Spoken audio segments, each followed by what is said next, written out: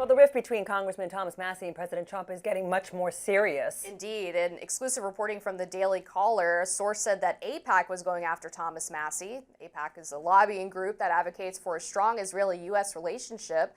And Thomas Massie confirmed that report, saying in an exclusive statement, "I'm aware that foreign lobbyists have conducted a push poll and are trying to recruit another candidate to run against me due to my opposition to foreign and forever wars," Massie said. "Their previous efforts have failed completely, and I expect this race to be no different." Trump himself launched a MAGA PAC to help the effort to boot the Kentucky congressman. The PAC released an ad yesterday. Let's take a look here. What happened to Thomas Massie? President Trump is banning sex changes on minors. Massie voted against it. President Trump is cutting taxes and saving Kentucky families $10,000. Massie voted against it. President Trump is securing our border and deporting criminal aliens. Massie voted against Trump again. And after Trump obliterated Iran's nuclear weapons program, Massie sided with Democrats and the Ayatollah. Let's fire Thomas Massie. MAGA Kentucky is responsible for the content of this advertising. The president recently wrote a lengthy Truth Social post going off on Massie, saying in part, "Congressman Thomas Massie of Kentucky is not MAGA, even though he likes to say he is. Actually, MAGA doesn't want him, doesn't know him, and doesn't respect him. He is a negative force who almost always votes no, no matter how good something may be." Massie seems to be taking this head on, and with a touch of humor, he told reporters on Tuesday, "In 2020, I got my Trump antibodies from a natural infection when he came after me, and I survived. It will deplete his political capital if he doesn't succeed, and he knows that, so that's got to be part of his calculus." He's right about that last sentence, I will tell you. I think that if he does not succeed and, pours money into this in Kentucky, into that race, I think that it's going to be detrimental to Trump, also because it's going to tell those who do stand up against Trump, hey, guess what? You may not have anything to worry about.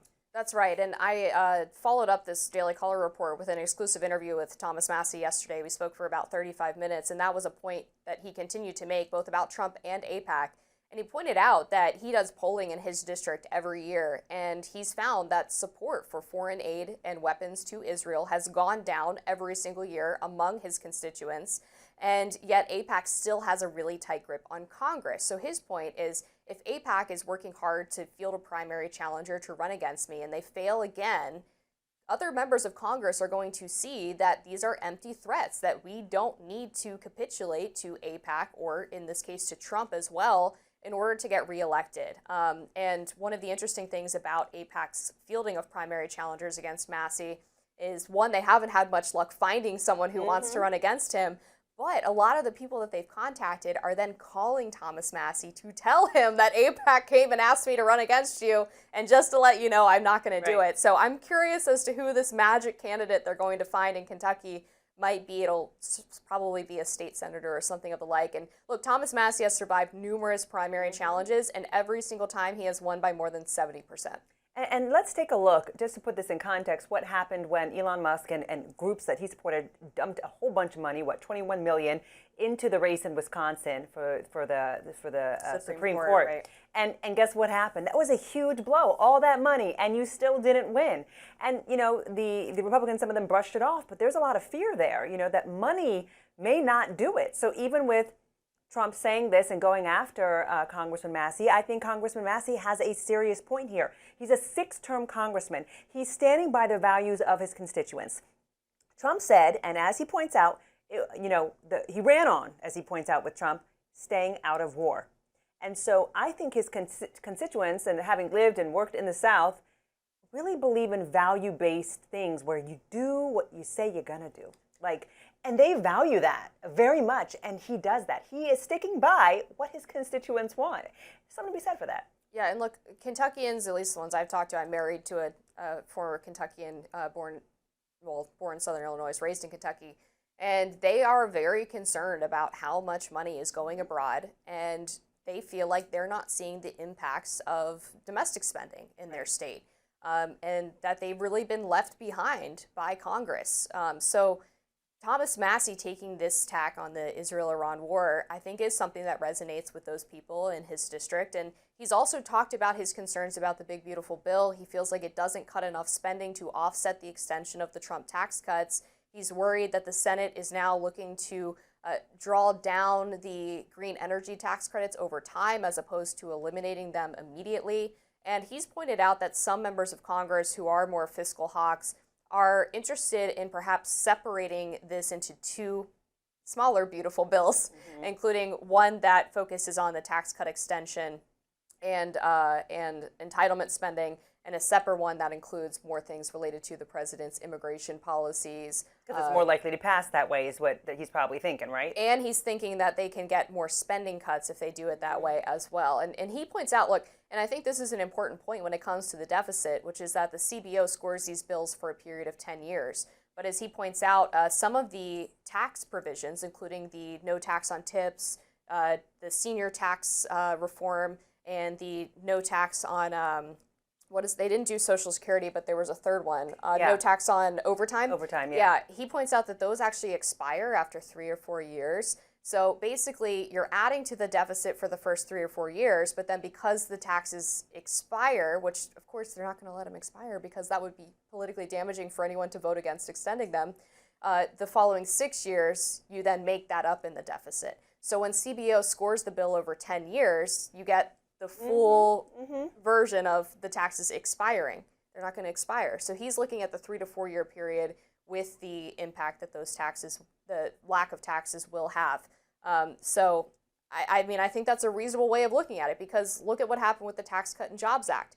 They deliberately made the portion of the middle class tax cuts as opposed to the business tax cuts temporary, so that it would be subject to the extension that they're trying to do this year. They did that deliberately because they knew no one's going to vote against extending a middle class tax cut, but we can balance the budget by saying that it's only a 5-10 year provision. Well, right, and we've seen that happen before, where they put time limits on it just to make sure that it passes, we can move forward, and Americans are not worried about it. I'm curious, because you interviewed him yesterday, what was your biggest takeaway? Any surprises from that 35-minute interview where you really got to understand his point of view on this and how he's feeling about President Trump coming after him? Honestly, he had a really good sense of humor about it. He didn't seem particularly bothered by it. He didn't seem concerned at the primary challenge. He pointed out that he's been getting a lot of behind-the-scenes support from fellow Republicans who have been giving him fist bumps in the hallway or telling him to keep going. And he has asked his friends on the Hill to get checks from their campaigns to dump into his war coffers to help him fund his re-election campaign. Yeah. He said not a single Republican has turned down that request yet. They are all helping him with money, and his donations from constituents have gone up every time the president attacks him. $30,000 the first time, $70,000 the second time. This time, over $100,000 in donations.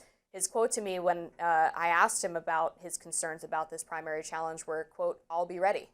Yeah, and I think that what he knows is how detrimental, I go back to that, this will be if Trump starts to do a spending spree and does not win. It's going to be detrimental. It's going to really send a message. So he's getting those fist bumps. Those fist bumps will go, even further, and there's going to be more of them if Trump is not successful in this. So I think Trump has to really weigh this. I mean, I understand that he's one of two going against the tax and spending package, but he has to realize that, like you said, he may have to break up that bill in order for it to pass. And then he has to realize that there's a lot of clout being a 6-term congressman.